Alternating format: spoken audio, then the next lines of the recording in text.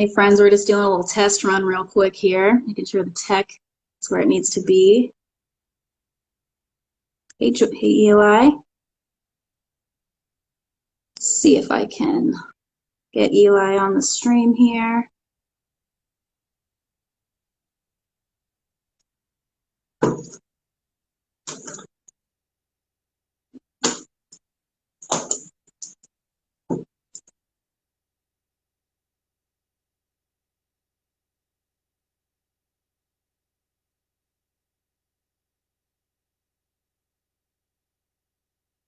If anybody's on right now, we're just doing a test run, trying to make sure that me and Eli can both be on this live stream. So excited to see our friends.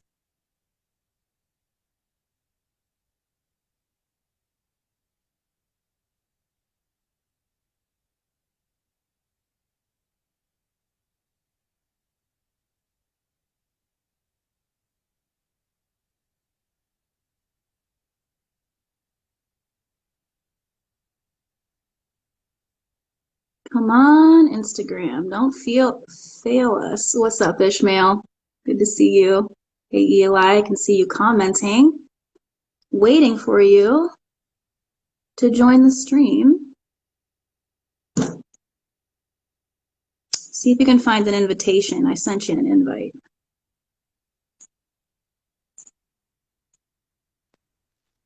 There we go. Oh, hi. Oh, for a second. What's up? Oh, hi. I can hear you, but I cannot see you. Oh, you can't see me. No, I saw you for a second, but then I didn't see you. I don't see you now. You don't see me now. Mm-mm. It said you You- joined and then left. Do you see me now? I can see myself. Maybe I can just see you and you can just see me. I can see Or both of maybe we can us. just see ourselves. Oh, you can see both of us? All right. Maybe maybe my screen is just weird. Oh, cool. Leah says she can see us both, but I want to be able to see your face while we're talking. That's strange. Can you leave and come back and see if I can keep you if you come back? Yes.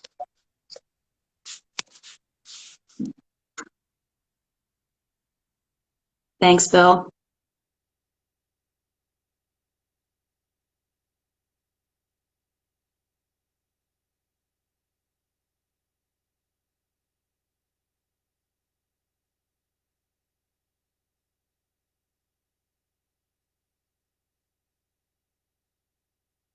Are you still here, Eli, or no?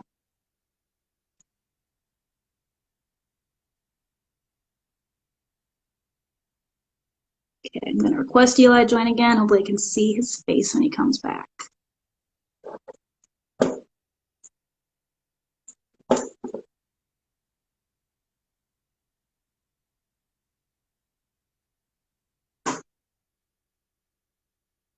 Thanks, everybody who's hopped on already. We're just doing a little test run here to work out the kinks.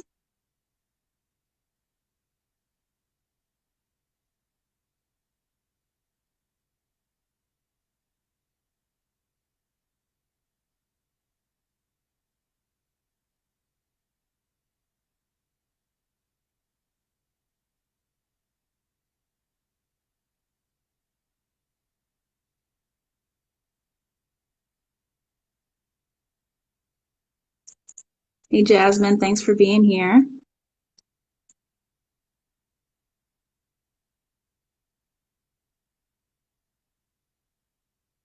Darn, what's going on?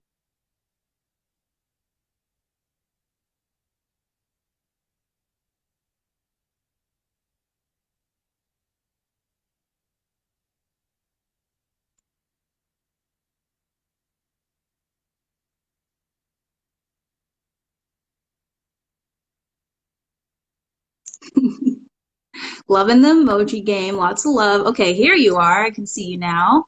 What's up? Okay, cool. You can see me. I can see you. Yes. Dope. Cool. Oh, good, Jasmine. We're glad you're evolving in such a manner that seems more efficient to only talk in emojis. Yeah. We started with hieroglyphs. Let's go back.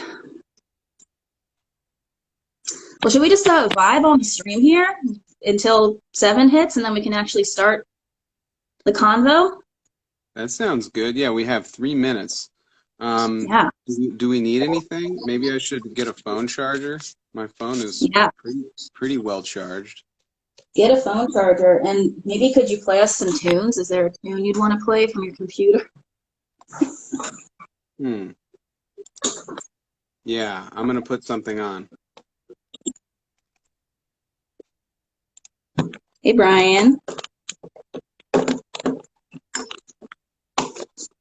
Y'all get the behind-the-scenes exclusive, us figuring our shit out 2 minutes before we go live. Yeah, we're just hanging right now.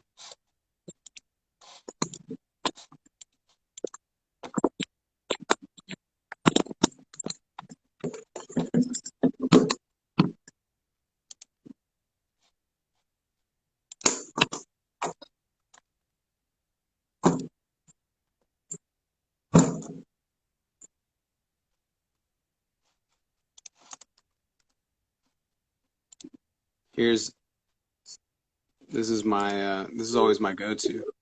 But darkness always away from the moon, as a lone masked man from the world. Oh, yeah. Well, I get my phone charger. Three agents of a foreign power. Turn it down a little bit.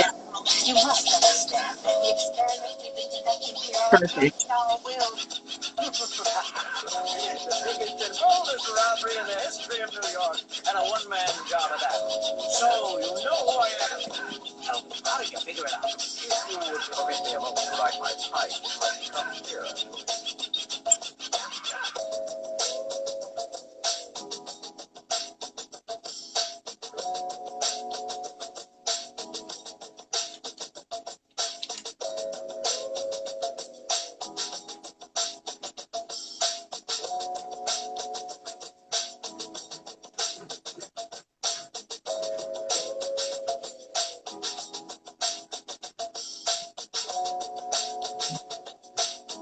What's up, Mike? We got Ashley. So many friends. Oh, my gosh.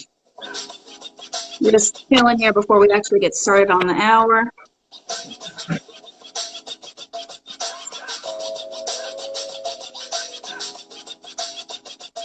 Oh my gosh, I've literally never gone live before. This is exhilarating.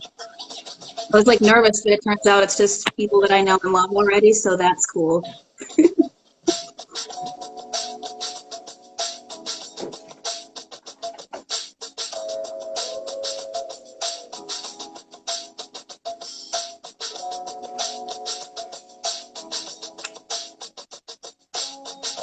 Hey, Fig, how's it going? Good to see ya. Thanks for joining.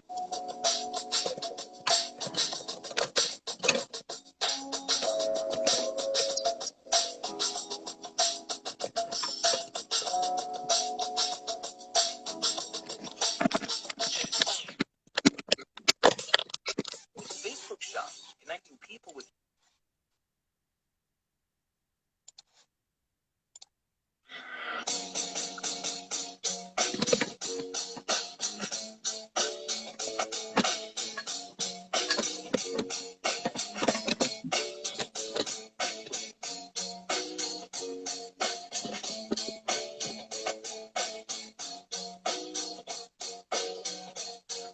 Wait for some more folks to get on here.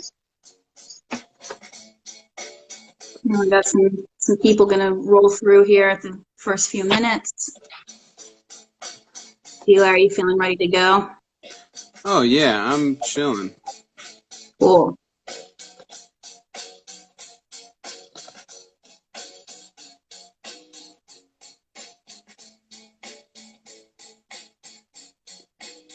Yeah, we're about at 7.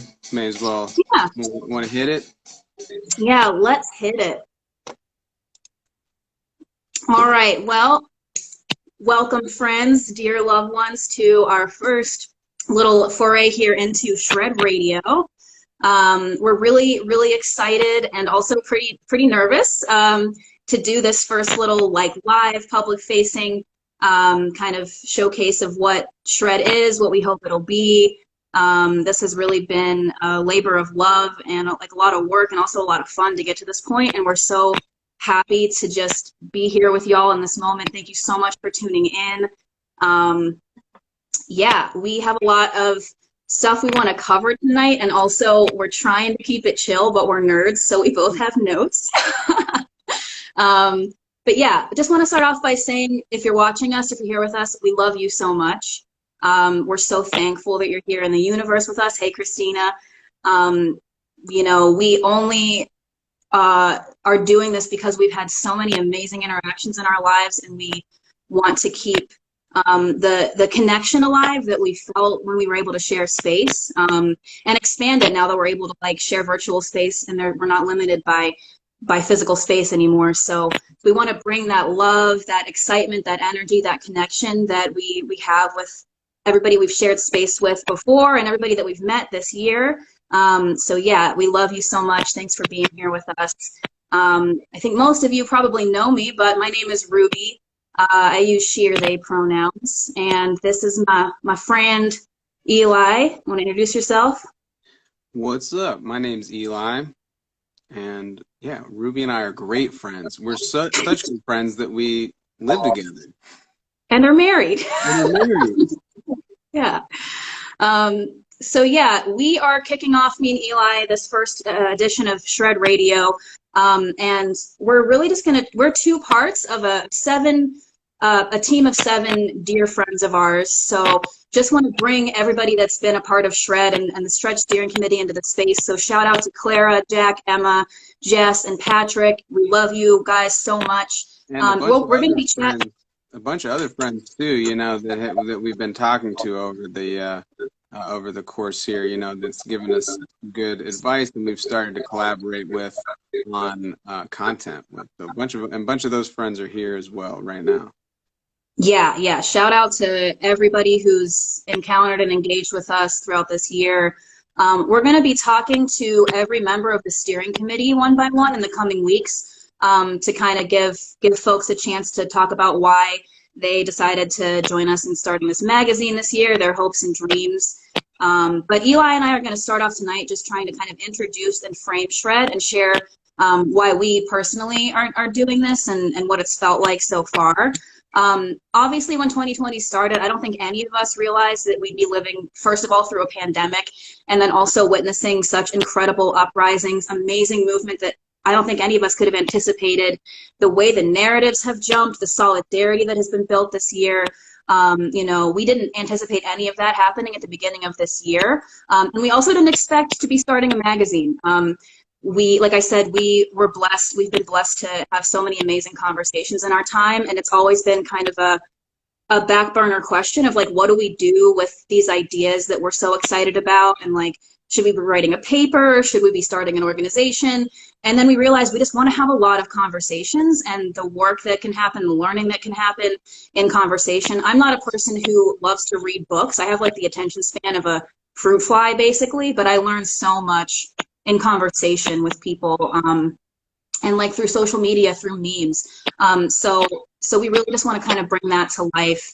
And we picked 2020 to do it because we found ourselves with a yearning for that connection, and also some kind of changes in our schedule and time that allowed us to dig into these ideas a little more deeply and to bring people into the teamwork to really bring the process to life. So basically, as the pandemic set in, we realized we'd be really isolated physically from our friends and comrades. And Eli and I had spent the last 12 years living in Chicago. So and then we moved to Pittsburgh. So we were already like, man, we miss our friends. We can't wait to go back to Chicago and visit. And then the pandemic set in, and we were like, darn, we're really not going to be able to just take a road trip and feel our people anymore. So we really started to twice, 2 times before the pandemic set in. Right. Eli was back. I was like, Yeah. So we were already anticipating really missing our people, and then we were like, oh wow, we can't even visit. So we started to crave a lot more of that interaction with our people, and we started to spend a lot more time talking to folks that are now a part of the Shred crew, through video chats and like reading groups and discussions and just like reflecting on what the pandemic felt like. we started to just kind of make more digital time and space for those conversations. And that's when we started to kind of spend more time thinking about what it would mean to bring some of these ideas into a more solid state, a way to interact with them. And we really want to start talking and deepen our conversations around ideas and challenges and patterns that felt really crucial to making sense of the circumstances we find ourselves in this year. So it's been a lot of fun and a lot of work and a lot of like leaps of faith to get to this point with Shred. We're really happy to be here now. And also we really have no idea what this is going to look like. It's an emergent process. It's not a final product. So just so excited to kind of start digging in here. We want to express, we try to at Shred really ground ourselves in gratitude and take care of our nervous systems too. Because I, for one, have learned a lot about trauma and nervous systems and how our nervous systems respond to chaos and scary things and do their best to keep us safe. And so we try to take care of our nervous systems a little bit here at Shred. I'm sure a lot of you have had the strange experience of like somatics and mindfulness being brought into your meetings this year, and we don't want to be too extra about it, but we do take it seriously. So what we typically do is we just take a minute to like check in with ourselves internally and just like check out if we're feeling tense or scared or stressed, or maybe if we're feeling calm, happy, curious. We do know that a calm nervous system and a safe nervous system is more able to hear other people talk, more able to express what we want to express, and there's more curiosity whenever you're calm, and less defensiveness and less rigidity. So we are aiming for as much flexibility and curiosity as we can get in these admittedly very kind of scary times. If you want to just take a moment with me to take a breath, if you feel like breathing's cool. And maybe get a drink of water. Or gin and soda. Right. And that's the other piece here, is that we are huge nerds and also we love to party. And so if there's anything you want to do to make this feel more like a party, I like put on a very cute outfit that I haven't been wearing my party clothes all year, but I just want to have some fun with my wardrobe. If you want to put some party clothes on, that might be fun. Make yourself a drink, spark up a J, whatever you want to do. Yeah, we're hoping this feels a little bit like a party. And again, the more we get to talk to you all, we hope a lot of you listening right now would be future contributors. So we're looking forward to like kind of holding Shred Radio as a space to party too. Hey, Leo, love you too. Yeah, so we're just going to get rolling here. We also want to express a ton of gratitude for our families who have sustained us through this year, our friends, people who led the movement and participated in the movement, people who are new to the movement. So many people were courageous and brave and loving this year in amazing ways. So much gratitude to that. Thankful to our communities and like thankful for life. It's really hard sometimes to stay grounded in gratitude when things are so challenging and scary. But we really believe it's a special opportunity to be here right now with each other and to have language and communication tools to share what it's like to be a human right now and to be conscious and to be witnessing the things that we're witnessing. And we're thankful for this opportunity that we see with Shred to kind of help that language and those communication tools evolve and better serve our hopes for freedom and for a future which centers care, joy, and abundance. And that is our goal. We want to strengthen the path, light the path, build the path to the future we deserve, which is one where everybody has the care they need. We all experience the fulfilling nature of being caretakers and caregivers, and that there's joy and abundance. And that where we don't need to be afraid of each other, so that future is already here in a lot of ways. And also we want to bring more people into it. We want to expand it, and we want to make it inevitable. So we believe that we will win, right? So gratitude for all the resources that keep us alive to be here in this moment. The food that we eat, the water that we drink, the houses that we live in, the clothes that we wear, the cell phones that we're using right now. Obviously, we know there is no ethical consumption under capitalism. And I believe that we will see a future where technology is developed and shared ethically, where technology is the commons, where we don't need to worry about having to pay for internet usage. So we're going to do our best to talk about that as well. But again, just grounding in gratitude for having everything we need to be here in this moment in conversation with you all. So yeah, Eli, anything to add in that intro, or talk a little bit about why we're here and what we're doing? Yeah, so we, like you said, we spent 12 years in Chicago, kind of grew up there our whole adult lives, and found some great community, both culturally and politically, and learned a lot, being, active in those communities. And we definitely miss it a lot. So, I know when we moved to Pittsburgh, we were really trying to get resettled and figure out what our next moves were there. Me personally, I was really looking forward to expand the community that I built in Chicago to Pittsburgh, and we had set up some shows. We were going to do an album. Bill and Ishmael and I think they're still on. We were going to do an album release in Pittsburgh. That's Bill's hometown. We were real excited about that with our trio Errata. I was planning on going back to Chicago to play with Giraffe a bunch. And then the pandemic just kind of threw that for a loop. But, thankfully we do live in an era of technology, albeit technology that's produced in an extremely unethical way. But, here we are, we have it. So we want to utilize it in the best way that we can. And so I just started reaching back out to people, particularly Jack Langdon from, who I'd met in Chicago. And we had a lot of big plans to write about this stuff, particularly at the intersection of culture and politics, and figuring out how to talk about organizing as cultural workers and people who are concerned about seeing, the capacity for people to engage meaningfully with culture expand. And we started just having conversations, and it just kind of kept going next layer deep, next layer deep, next layer deep. We started reading a lot together, and just taking the space. And that was right when the pandemic hit. We were like, well, we don't know what's going on, so we may as well read and try to talk about this and see what's going on. So we started reading a lot of great stuff, taking the space to discuss it together, to see how we felt about it, to try to help teach each other. And that was just a beautiful experience. Then you had that CSS, fellowship that came up. You've been doing a lot of work with the Center for Story-Based Strategy, and we'll talk more about them, I'm sure. Shout out CSS. Yeah, so there was that fellowship opportunity that came up, and we were like, well, let's apply to this and get this, see if we can get this fellowship. And it ended up panning out.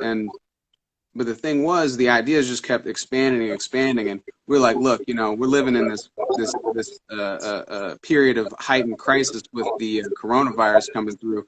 All the crises of capitalism are just ballooning at that point, and we're all kind of like, what are we going to do with ourselves?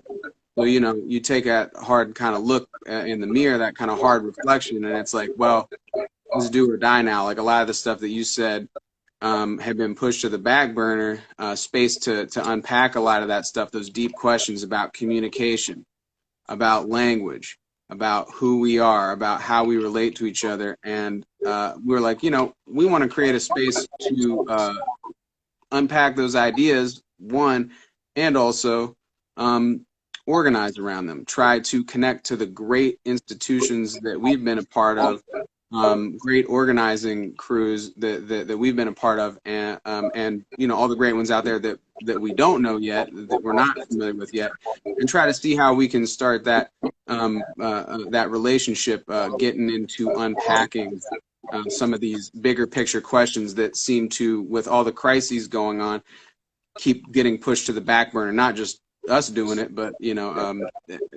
folks in organizations with the immediacy of the multiple layers of crisis that we're facing all the time, seem to get put to the back burner. So we want to focus on that right now. We want to take this space with Shred Magazine, I think, and try to focus on that. So here we go. Yeah. Yeah, yeah, definitely. And it's kind of like these conversations do get pushed to the back burner, and also they pop up, they emerge. It's patterns that you see.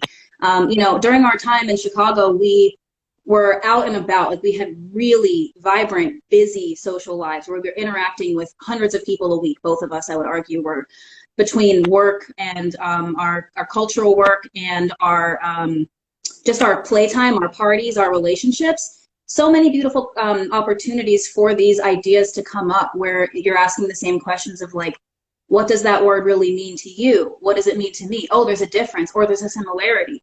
Cool. And it's like every time that would happen, I was just craving a way to like keep tabs on all these connections and patterns and also the contradictions that kept coming up. So we want to kind of cultivate that simultaneous depth and inspiration, and also the playfulness that comes from those spontaneous interactions. And of course, things online are not that spontaneous. I'm sure a lot of you have experienced the Zoom burnout, the lack of felt connection that can really help you catch a wave in conversation. And so we're just trying to cultivate new ways to do that. And maybe it's the time is felt differently or the interaction happens a little differently, but we really want to keep that playfulness and that spontaneity in mind as we cultivate our material. So we're not going to just be publishing articles. It's going to be a lot of like live conversations, performances. A whole piece of our website is going to be called A Space to Shred, or A Space For, and that's going to be kind of like a virtual art gallery. So we're going to try to build out like different ways to have those little pop out conversations as we kind of broadcast some of the art we want to show off. So both Eli and I are cultural workers, artists, whatever you want to call it. Eli's a musician. I do visual art. I also have been a much appreciative member of Fourth People Artists Collective for the past 5 years. Shout out Monica. Shout out everybody in FTP. That's my political home. So both of us are cultural workers, and we're also both organizers.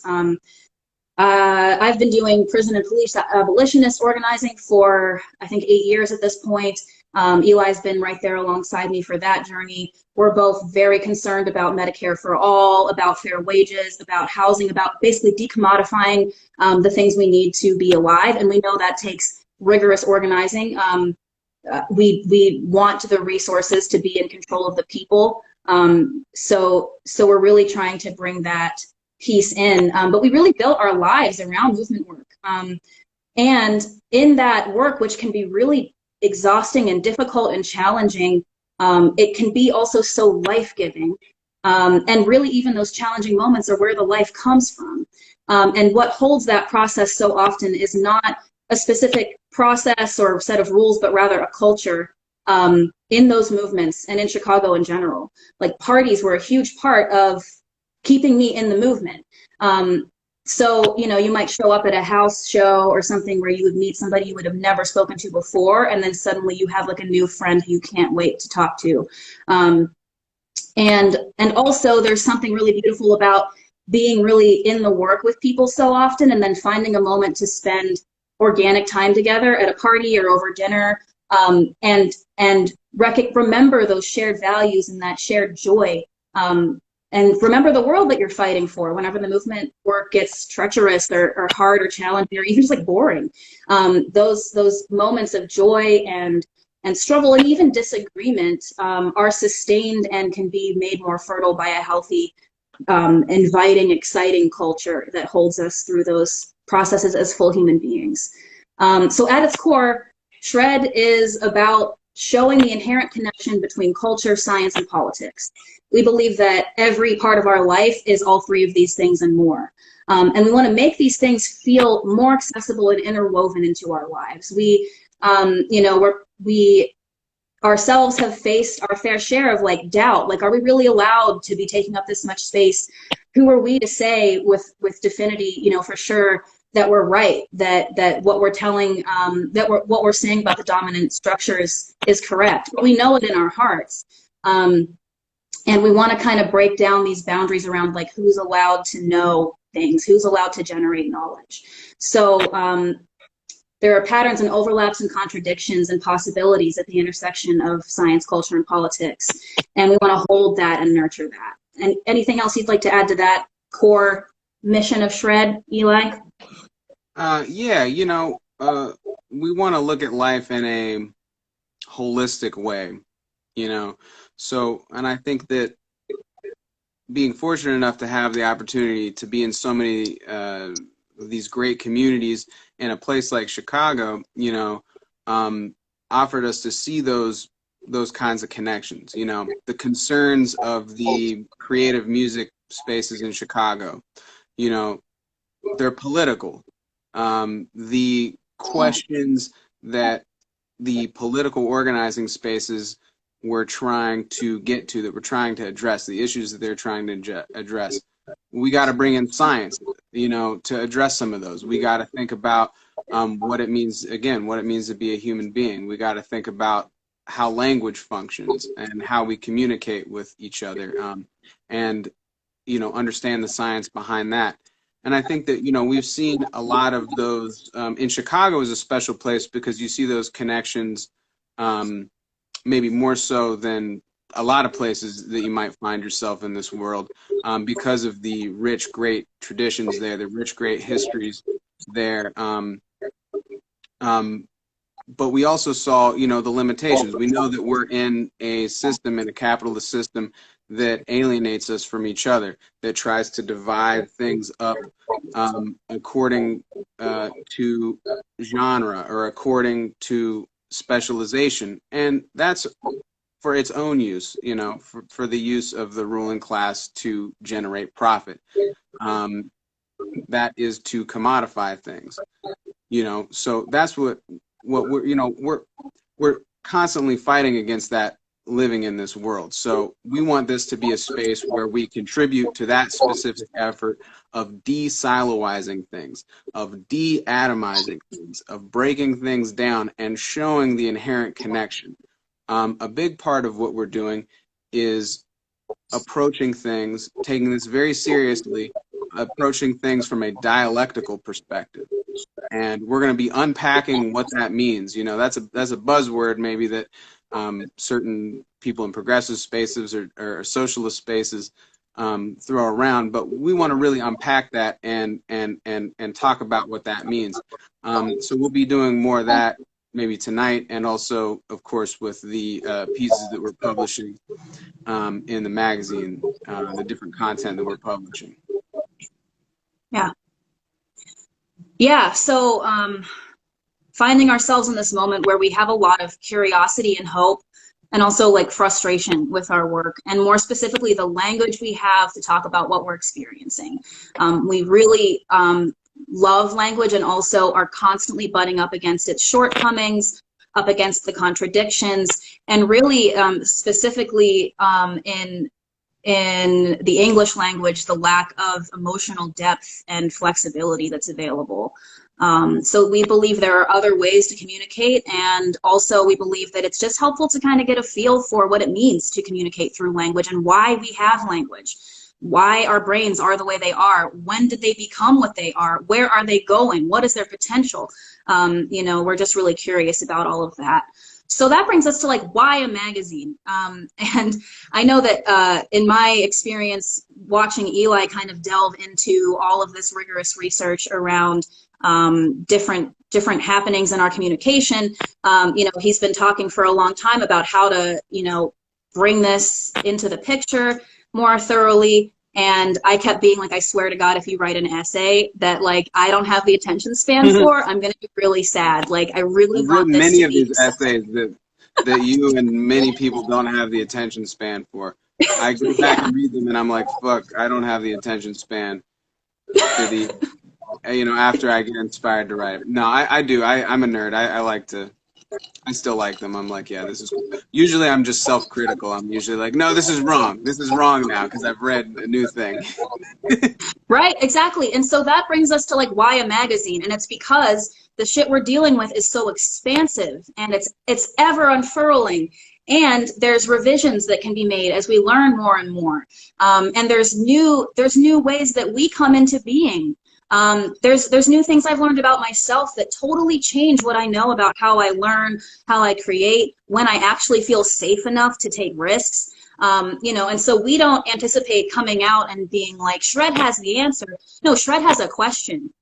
that has a lot of answers. Like Shred has a lot of questions we want to ask each other, we want to ask ourselves, and we are sure that more questions will emerge from that, and more solutions and games and just methods of connecting are going to come from all of this. And so we feel like a magazine is going to strike a nice balance between those really detailed pieces we want to put out and the improvisation of conversation. So we want to bring in all kinds of contributors, intergenerational. We want kids to feel welcome in Shred. We know the youth they're close to the source. They have a lot of intuitive information that we might forget as we get ground down by the day-to-day of living adult lives in this society. We want to hear from our elders, from parents, from caretakers. One person I'm so excited to interview is my Aunt Sue, who works in a psychiatric ward and has been working there through the pandemic, managing acute mental health crises, understaffed, no PPE, and is a ray of sunshine throughout. I want to bring, she's she would never be, one to like get on Facebook and talk about her experience, but I think those are the kind of people that I'm so excited to interview. People that I know and love, and also people that have been like carrying us through forever, but especially this year, the caretakers, the people who meet our needs whenever we have them. We are all those people, and also we want to uplift the people that really make that their life's work. We want to share comics, memes, whatever, fun animations. We're also going to have a whole series of curriculums. So I know Eli was doing a lot of work with Socialist Night School. A lot of my organizing has been around like, education, radical education, different ways of getting people to be more engaged in education. So we're going to have curriculums for all different levels and ideas. And we're also going to have some live performances and really some more nitty-gritty in-depth material. We don't want to gloss over the fact that this stuff does require detail, that there is a lot of science and research to reference that's really important. And we want to make sure that can be expressed in its fullness and then broken down into things that are accessible to people who don't feel like or aren't interested in, what some old dude said that's like relevant, but like also what does it mean for us right now? So we've been organizing with like dozens of amazing people who will be making Shred what it is. We hope that all of you listening and watching right now will be part of that network. And really, we're going to just keep imagining the future that we want, so that we can go there together. If we can see it, then it's a lot easier to get there. So FTP. I should say, I'm sorry, just real quick. We've had a lot of great response. People interested in jumping on board with this and wanting to do work with us. And we have we're working through getting back to everybody. So if you've reached out to us and you haven't heard back from us yet, interested in organizing, only so many of us, but we will be getting to you. We will be hitting you up. We're really committed to trying to do this in a systematic and sustainable way. So, just wanted to give a shout out to everybody who has reached out to us, who's interested, and we haven't forgotten about you if you haven't heard from us yet. So I just wanted to say that a lot of really great perspectives. Yeah, and just to be transparent, we also just moved very suddenly. So we had a lot of great methodical plans to get to the point of launching Shred by December, and we're still on track for that. But also there was a whole sidelined month of like weird chaos. So yeah, thank you so much if you've expressed interest. We can't wait to talk to you. And also we are doing our best to treat ourselves as full human beings who need sleep and stuff. So we're going to get a little bit more into the detail of like the core foundational goals of Shred. I'm going to be very nerdy here and do a Wu-Tang. That's my favorite part.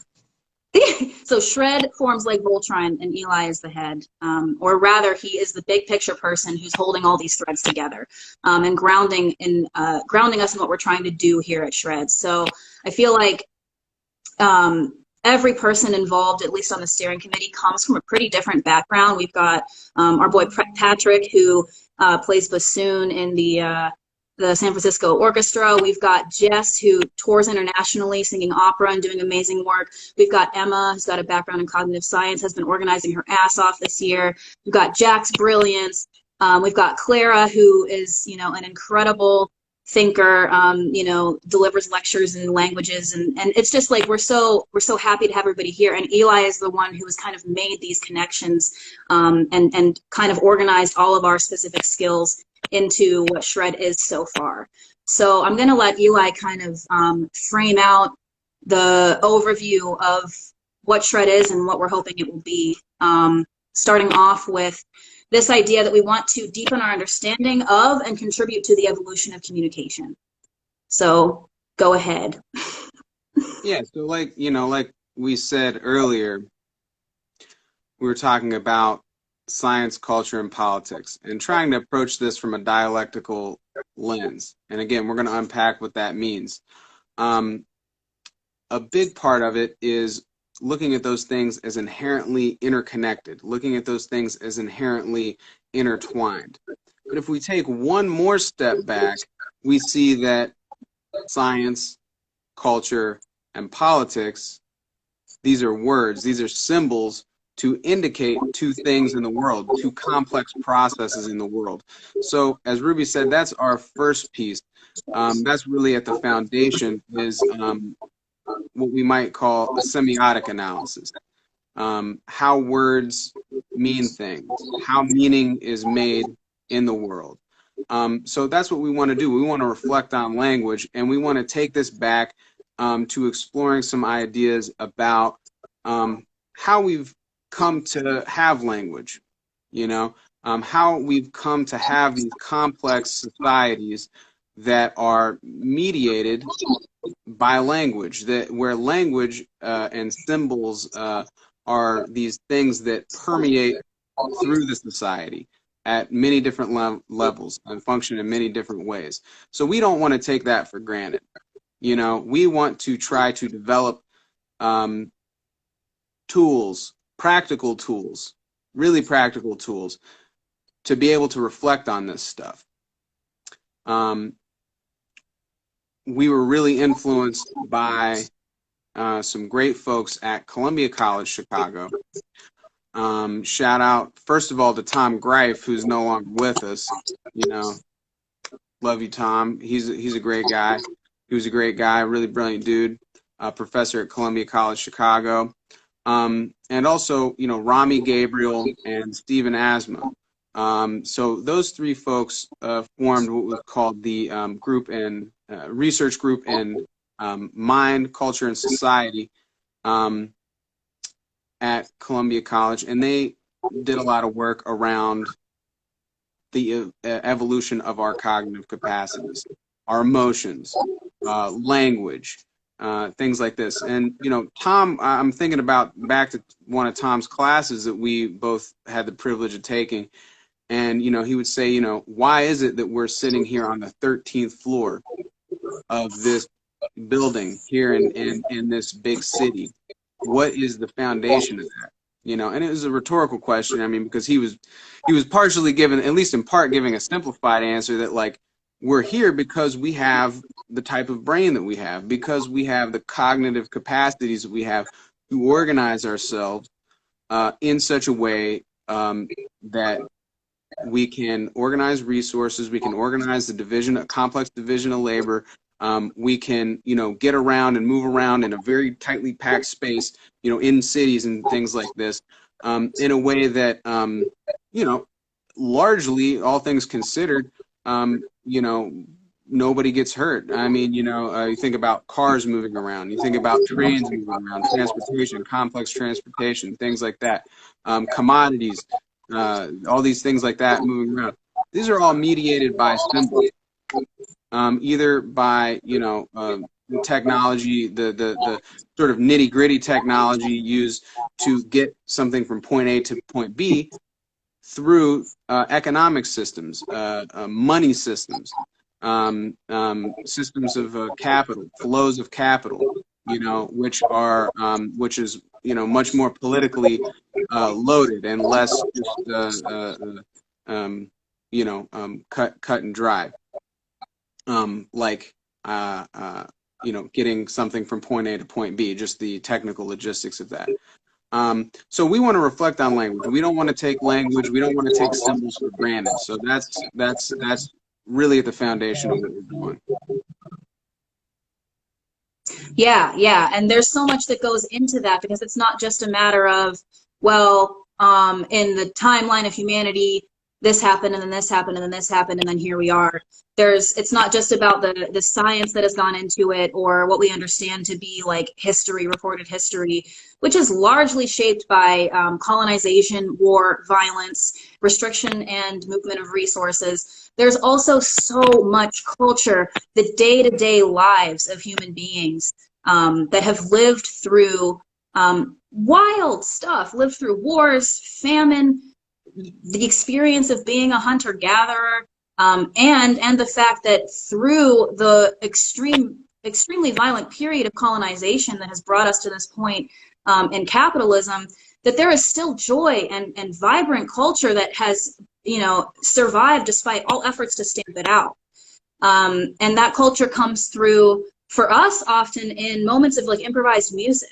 The opportunity that I feel like I had to just sit in on 12 years of improvised, what people might call free jazz or whatever, and what that legacy is, where those instruments came from, like a trumpet or a trombone, and then being placed into the hands of Black Americans who, coming out of a huge era of being enslaved, had this amazing cultural output that gives me life to this day. The thoughts I was able to have in the presence of improvised music are huge, and I think that can't be separated from the science of who we are. So again, bringing it back to like, these are, words we use to describe huge swaths of human activity, science, culture, politics, but they're all related. Jazz is political. Music is political. The trombone is political. So we want to dig into all of that in a way that isn't stuffy or requires you to read, a jazz history book. You're doing it when you're listening to it, when you're playing it. So we feel like there's so much wisdom and opportunity to cultivate this understanding together through these conversations and beyond language. And then just to talk a little bit about some of the big problems we're up against. I mean, obviously this has been a huge year of giant leaps in political narratives that we hear. And so Eli mentioned that we're part of a fellowship program with an organization called the Center for Story-Based Strategy. I first encountered CSS when they came to Chicago and facilitated a kind of weekend training for the Coalition to End Money Bond, which I was working with for about a year. Hey, Matt, I see you're listening. Shout out CCBF. The Center for Story-Based Strategy kind of does a lot of work around just thinking about and imagining new ways to tell the stories of the world we want to live in, and to combat the dominant narratives that tell us we can't have that world, that world isn't possible or realistic. And so we started off with our work around Shred, trying to tell the story of how we see our lives now and what we want them to be, what we deserve and what we will have. And then breaking down the dominant stories that we're really trying to combat. And this year, I could have never anticipated, like, police abolition is on the table. Like, people deeply understand what that means at a level that I never would have expected given where we were last year. Same thing with capitalism. The fact that the economic crisis is in our homes, no matter who you are, that means a world of difference in how people are relating to our economy. And I do not mean to say that the suffering that has happened this year, the uncertainty, the fear is worth it. It's not a matter of like, well, it was worth it because now people get it. That's not what I'm saying. And I wish that this didn't have to happen for more people to understand. And also, let's take a moment and talk about how much more useful words like, rights or safety or, capitalism or socialism are now that we've had the year that we've had. I think there's just so much to be said about the way the election played out, But more than that, the way that people are feeling the connection to others, it's kind of becoming more and more undeniable that, yes, you may have privilege that spares you from the worst of it, but you can't look away from how connected you are to everything and to everyone on this planet. So we really want to bring that piece in a way that nurtures the reality that we're all connected and that we have such great potential when we are able to communicate across differences and kind of eliminate those differences. So yeah, more to say about that, Eli? Yeah. I would say where to start. You know, to continue with the language thing, from what you said, you know, this has been a big year. There's a lot of big words, big ideas that are at the forefront now after this period of crisis that we're in. That is really exciting to see, really exciting stuff to see. And, you know, we want to be clear here that we believe this stuff about language, this stuff about desilalization, about the inherent interconnectivity of, you know, these elements of life, the natural world, you know, the political world, the cultural world, the interconnectivity of this, that there are deep consequences to understanding this stuff, that these things have consequences, these things are important. The challenge has been, the issue has been, is making these things practical, making like analyses of these things practical, developing them into practical tools. How do I take this dialectical perspective? How do I take, you know, this reflection on language and, you know, create practical tools around that? Because it's something that I think that we can see all around us. It's sort of the water that we swim in, you know. The water that we swim in is a linguistic one, you know. And how do we take a step back and like point at that? And some of the overwhelming feelings I think that I've felt, being in organizing spaces and then simultaneously trying to like study and read about this stuff, you know, inspired from, like I said, you know, Tom Greif and Rami Gabriel and Stephen Asma, these great folks doing this great work, trying to educate and people about this and think about this, is synthesizing those two in the organizing spaces with the immediacy of the moment, the urgency of the moment. It can become really difficult to figure out, well, okay, you know, there's this stuff that's all around us. We're using language constantly. We're dealing with capitalism, which is something that, you know, weaponizes science. It weaponizes technology, you know, that uses ideology, that weaponizes language, weaponizes words. You know, it is a reified system. There's another buzzword, reification, and I guess we'll get to that. Define it. Jargon giraffe. Jargon giraffe. What's Yeah, I'll reification go ahead mean? and find it. So reification is at the heart of this. Reification is a philosophical fallacy, and it just means that you mistake an abstraction, an abstract idea, for the thing in the world.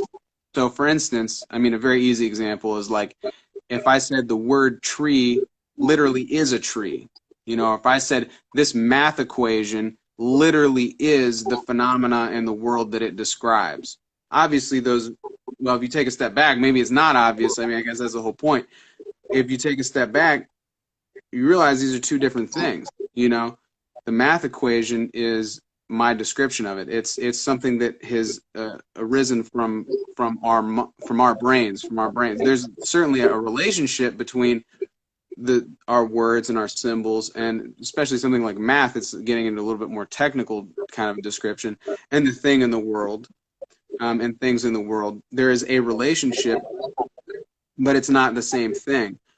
So capitalism is a reified system where, you know, the dominant ideology is that money, that value in the capitalist sense, is a real material phenomena that is as materially real as something like gravity, or like dirt, you know, that we need to grow crops, or like, you know, the air that we breathe, the fact that we need air, these medical facts about ourselves, that these economic realities, these economic, I should say more so, games that we play are real. So in that sense, capital is a reified system.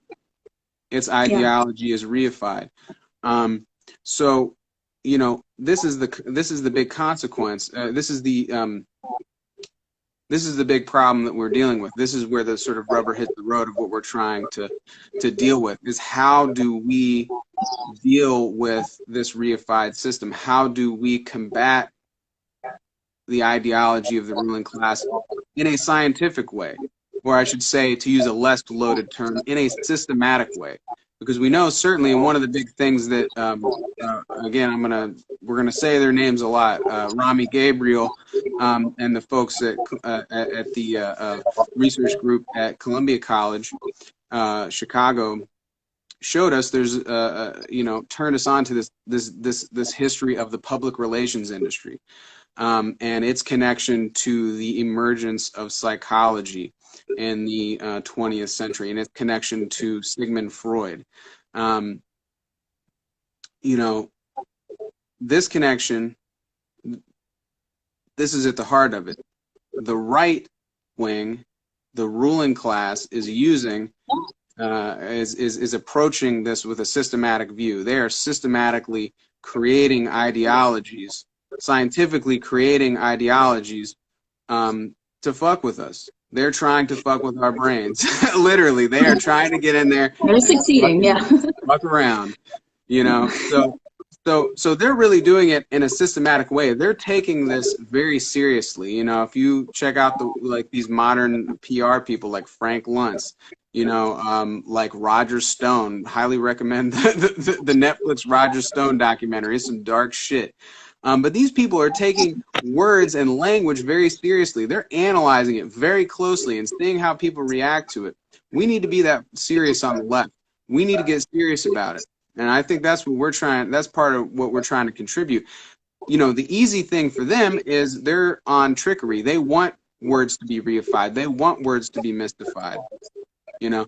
But what we're trying to do is create a culture of reflection, a reflective culture, to be able to reflect on the words that we use, and very importantly, the emotions that are tied to those words. You know, how our brains, there's a dialectical relationship between our higher order thinking, in big air quotes, our logical thinking, and our emotional selves. So that's what we're talking about. The stakes are very high. The right knows it. The right knows it. And so, you know, we're trying to come with the same level of seriousness. Well put, Eli. Thank you. Yeah, and so we're trying to simultaneously juggle building two narratives that are actually one narrative, but there's kind of different pieces to it of what are we up against, what do we not want, what is happening that we need to combat, and what are we building, what are we growing, what do we deserve, what do we want, and what is possible. And so both of these come together. And again, you know, like I said earlier at Shred, this is difficult work. It's emotionally challenging, and we do our best to take care of ourselves as we do this, which is hard. It's really hard to slow down, to recognize that yourself needs to be reproduced, that you need to eat well and to have time to breathe and think. And this world, as it is now, does not allow that. Rest is punishable. Like we are not encouraged to rest. We are denied the right to live when it's perceived that we are resting too much. We think that's total bullshit. So again, another reason why we have a magazine is to say we don't need to build all of this from scratch. We're not reinventing the wheel. There's a lot of wisdom already here, and there's a lot of wisdom that will emerge, and it will come as we build our networks. And so in these last 10 minutes here, we're just going to talk a little bit about how you can get involved with Shred if you want to be more deeply involved. First of all, great job. You found us on Instagram. As silly as it is, we are, of course, deeply dependent on social media because we are trying to socialize. And so thank you for following us here on Instagram, for joining us during this initial foray into Shred Radio. Feel free to follow us on Facebook, Shred Magazine. Just find us there. Same logo. We do have a contributor form at our website, shred-mag.com. If you haven't filled that out already, and again, thank you if you have. If we haven't gotten back to you yet, you are on the list. If you want to like message us or whatever, we're just taking it a day at a time. But if you've got an idea you'd like to develop with us, please go ahead to shred-mag.com and fill in that interest form. And we also try to just do like casual hangs. Like we've had a couple just Zoom calls where we get together and chat. And I think the last one, it did beautifully kind of weave through science, culture, and politics. Of course, we were talking about, we had one like right after the election. And of course, we were like, whoa, that was wild. But also, I think last time we went from like talking about this senator who fiddles to like all these science pieces and you know the environment. And so we're also just really putting a lot of emphasis on unstructured time to chat and to let beautiful pieces emerge that we'd like to bring to the world.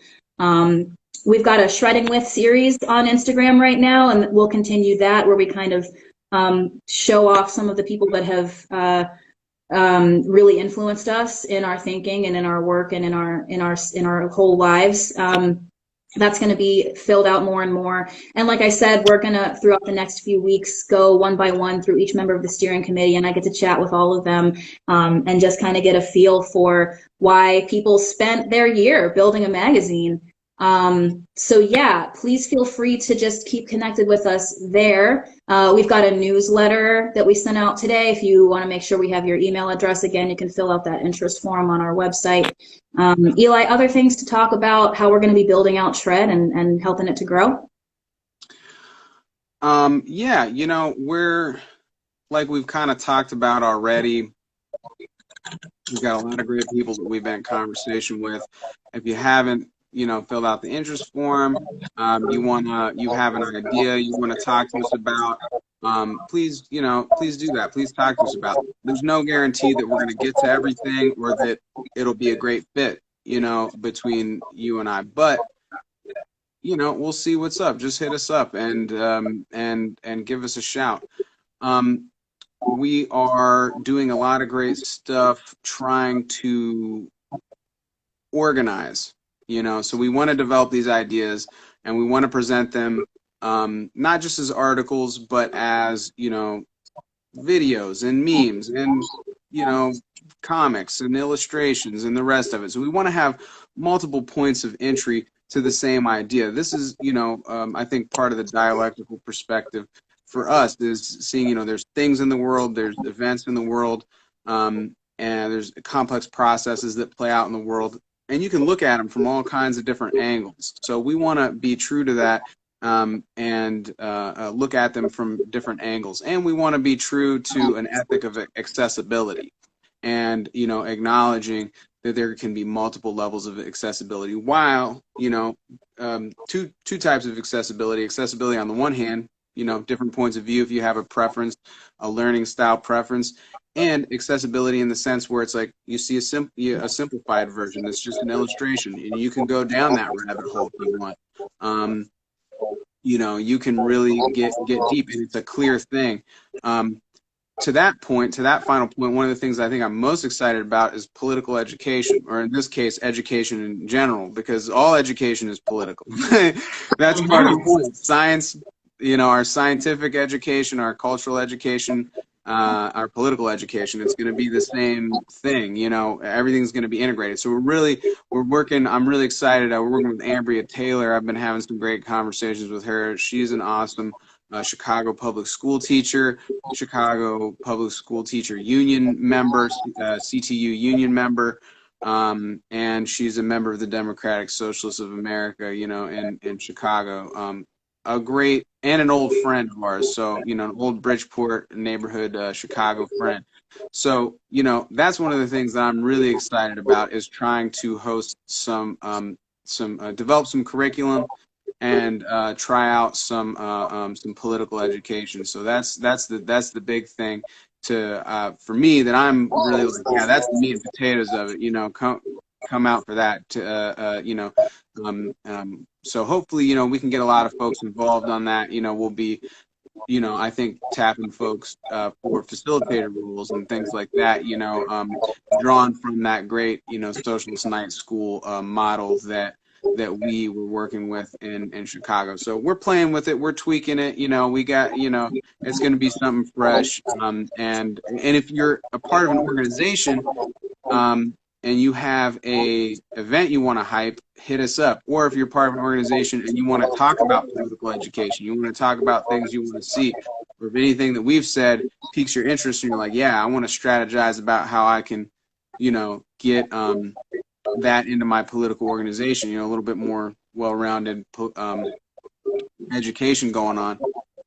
Let's talk. Let's chat. We want to talk to a bunch of organizers. And really actually throw down, really kind of give these ideas some power. Yeah, and also on that note, we are obviously not the only people doing holding down this level, like trying to kind of figure out where the learning edge is for folks. We have a series that'll be launching next week called Actions to Take Today. Very straightforward. It's exactly what it sounds like. But if you're looking for participants, leaders, facilitators, just people to join anything that you or your organization is planning, you can hit us up and we will list you on a page on our website and promote some of the stuff that comes our way in our series called Actions to Take Today. Shout out to Jess for getting that up off the ground. And lastly, if you love us a lot and you have some money you'd like to give to us, we have some presents we could send to you in exchange for your love and financial support. So you could head over to patreon.com/shredmagazine. This is also linked on our homepage, shred-mag.com. We've got everything from the $3 level, where you get our unending love and adoration and also a cute button. We've got patches. If you really want to throw down at the $10 level, I will custom make you a outer space necklace. Or if you're not a necklace wearer, let us know and you can hang it on your wall, maybe cat-sized art. Oftentimes people, the kiddies enjoy the tiny jewelry as art. And also there's just like other cool perks if you really want to get in there with the $50 a month or $100 a month. This has all been volunteer labor, and we are thrilled and happy to do it. And also we would like for Shred to serve its purpose and get grounded and anchored, and that's going to take a lot of labor and time.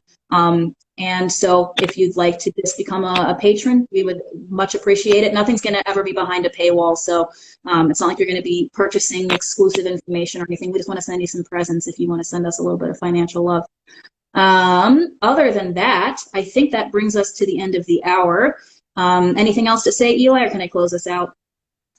I think that's it. We appreciate y'all hanging, and we love y'all greatly, and we wish we could be at a bar with you, listening to some noisy music, playing a show, about to play a set or something, having a gin and soda in person.